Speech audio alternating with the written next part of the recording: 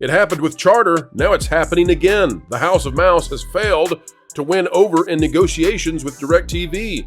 The carriage dispute has ended, and Disney's back on with DirectTV customers. But how much did the House of Mouse, Bob Iger, and Disney lose in order to make that happen? Well, it turns out they may have just given away their ability to even compete with DirectTV.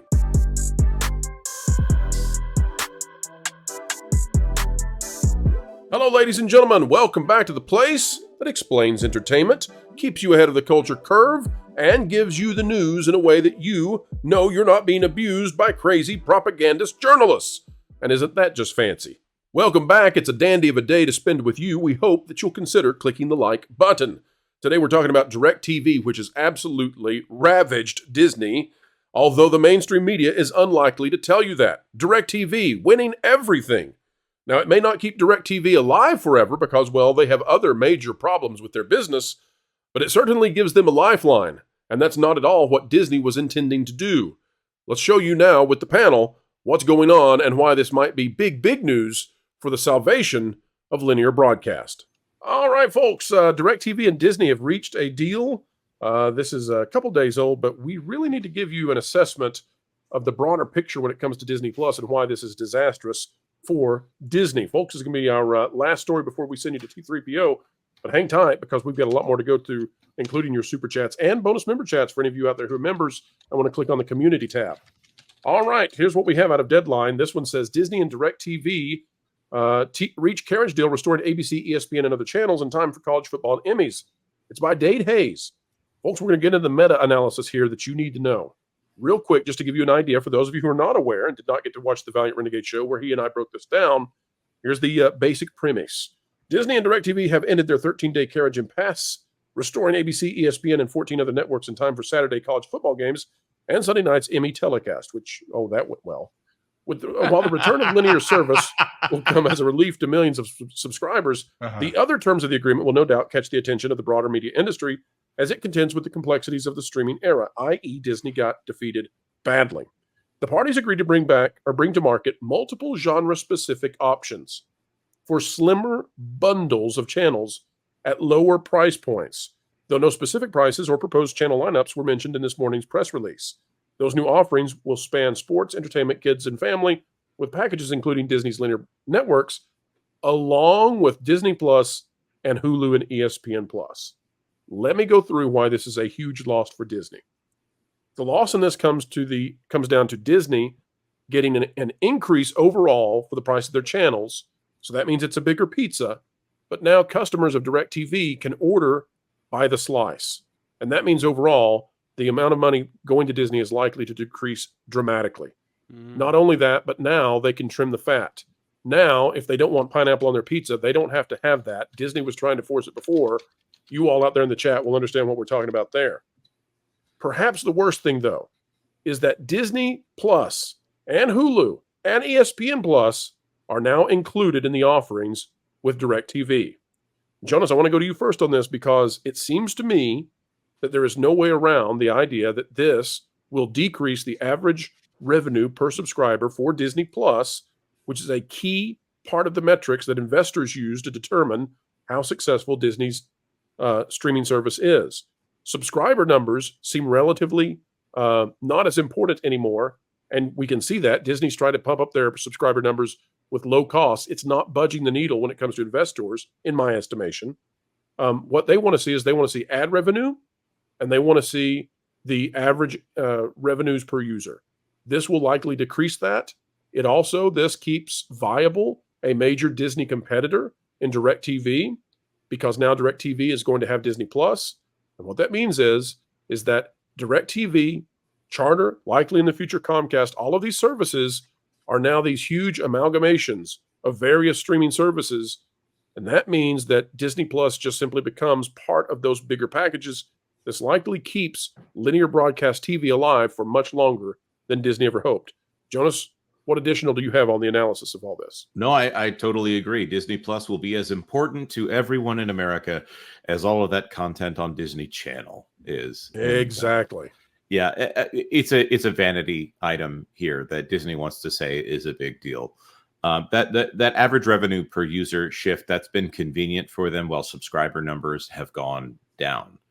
But really, there are two schools of thought on Wall Street as far as streaming services goes.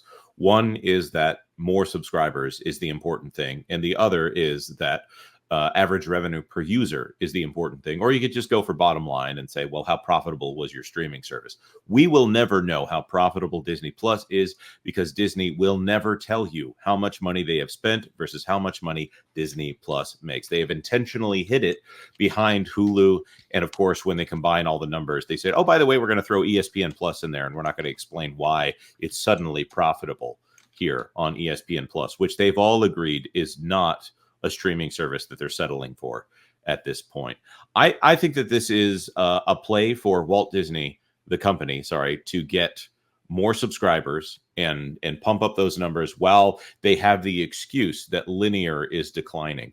There is no reason in this DirectTV deal that linear should be declining, except that they need to prop up Disney Plus. And DirectTV now gets an equal footing with the streaming platforms. Disney is transforming these entities like Charter, Comcast, DirectTV. They're turning them into streaming competitors now, the direct opposite of what the company wanted to do originally. Lou, your thought?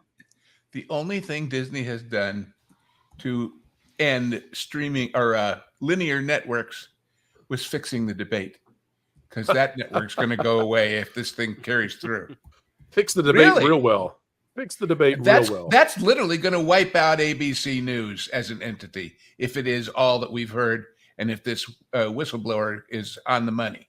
So, all right, Marvin, let's get you in on this. Marvin, your thoughts on DirectTV seemingly destroying Disney in negotiations yet again? I mean, look, at the end of the day, Disney cannot afford to allow their networks to not be on television. So as much as they want to hem and haw on these negotiations, it seems like every couple of years where we get to the point where everyone's like, oh, we're going to lose Disney Channel, we're going to lose ABC, et cetera, et cetera. Eventually, Disney has to cave. I think they need DirectTV more than DirectTV needs them.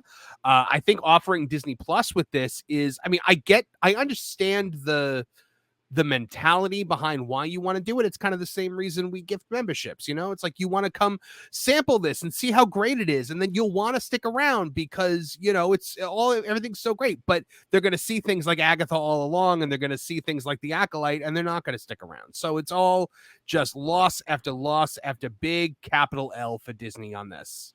Well, I just want to point out that this is the big driver. Other than giving away Disney Plus for like $2 for the next 3 months. This is the big driver that's supposed to bring people in to subscribe. This is why they're going to have to convince linear broadcast providers to add Disney Plus just like a normal channel.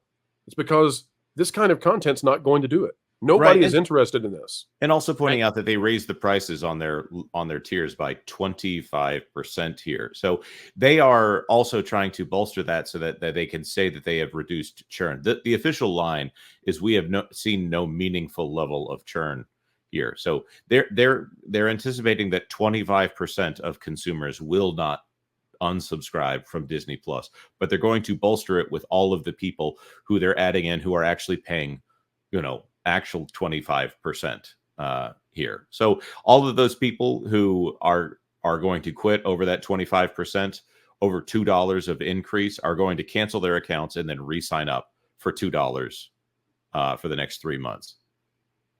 There you go.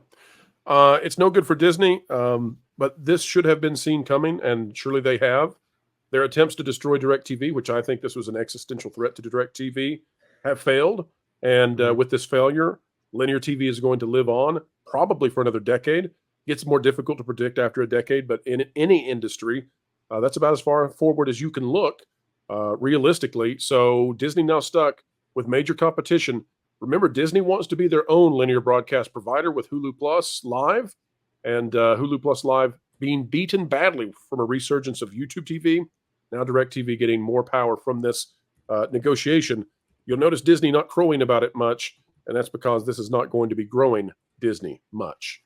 Folks, we've come to the end yet again. Another video of excellence in the can and ready for you to watch again and again. Although I suspect with the highest IQ audience in the world, that you all got everything you needed in one try. But you know what? If you want to watch it 3, 4, 5 times, we won't stop you, we promise.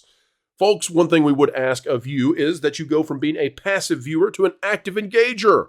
Click the like button, share, subscribe, click it, stick it to the algorithms. It is the notification bell. Drop a comment down below. Let us know your thoughts. And folks, don't forget as well, if you'd like to become a member of the channel and gain access to all kinds of member-exclusive content, well, it's just the price of a soda per month. We think you'll have a great time. All right, until the next time we have the honor of spending time with you, keep learning, keep growing, and as always, keep having fun.